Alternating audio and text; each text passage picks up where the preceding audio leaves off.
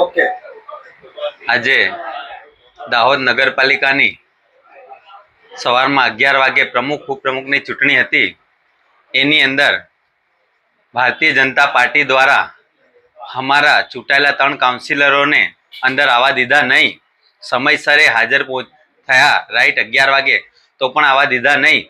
અને ભારતીય જનતા પાર્ટીના કાર્યકરો અને આગેવાનો ત્યાં અંદર જ હતા અને અમારા કાઉન્સિલરોએ આનો વિરોધ કર્યો અને વિરોધ કરીને એ લોકોએ ત્યાં બહાર બેસી ગયા અને આજે ફરી લોકશાહીનું હનન કરવામાં આવ્યું. અને જે આગામ ચૂંટણી કરવામાં આવી એની અંદર પોલીસ તંત્ર દ્વારા ચીફ ઓફિસર અહીંના દાહોદના હોવા છતાં પણ એમને અહીંયા જ રાખ્યા અને પ્રાંત અધિકારી દ્વારા અમારા કાઉન્સિલરો જે ઉમેદવારો હતા એમના ખોટી રીતે 6:30 વાગ્યા બાદ ફોર્મ 6 રદ કર્યા.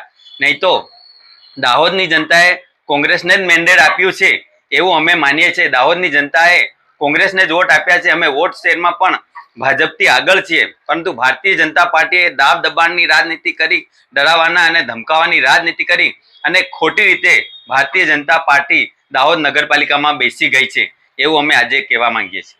હર્ષદભાઈ નીનામા.